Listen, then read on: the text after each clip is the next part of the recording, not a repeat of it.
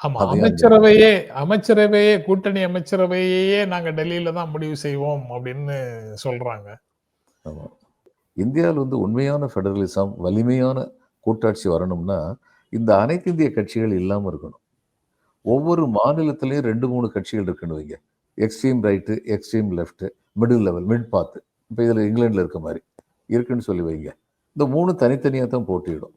இந்த 3ம் ஒத்த மனப்பான்மையுடைய பிற மாநிலங்கள்லயும் extreme left, extreme right, middle லெவல்னு சொல்லியிருப்பாங்க. அப்ப இதுல வந்து யாருக்கு மெஜாரிட்டி கிடைக்குது ஒரு நாடாளுமன்ற தேர்தல்ல? யாருக்கு மெஜாரிட்டி கிடைக்கும்?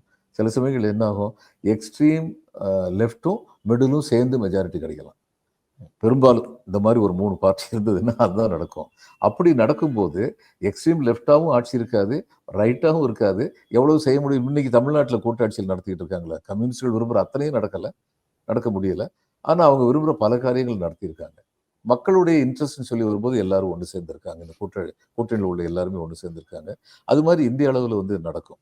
அதனால இன்னொரு வசதி என்ன இருக்கும்னா, அப்படிப்பட்ட ஒரு ஒன்றிய அரசுல வந்து அரசாங்கம் அமைக்கப்படும் பொழுது, அதுல கர்நாடகாவை சேர்ந்த கட்சிகளும் அதுல கூட்டணியில இருப்பாங்க. தமிழ்நாட்டை சேர்ந்த கட்சிகளும் கூட்டணியில இருப்பாங்க.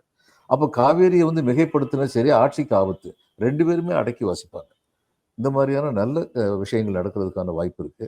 இந்த ஆல் இண்டியா பார்ட்டின்னு வச்சுக்கிட்டு இருக்க வரைக்குமே இந்த சிக்கல் தான் இருக்கும். மேல உள்ள ஒரு 4 பேர் வந்து இந்தியாவையே கண்ட்ரோல் பண்ணணும்னு சொல்லி பார்ப்பாங்க. அங்கிருந்து ஒருத்தர் அனுப்புவாங்க. கன்சென்சஸ் கேண்டிடேட்ன்னு சொல்லுவாங்க. யார சிஎம்மா போடுறதுன்னு அவங்க தீர்மானம் பண்ணிட்டு, அந்த பேர சொல்லி அவர எல்லாரும் சரி சொல்லிட்டாங்கன்னு சொல்லிட்டு போவாங்க.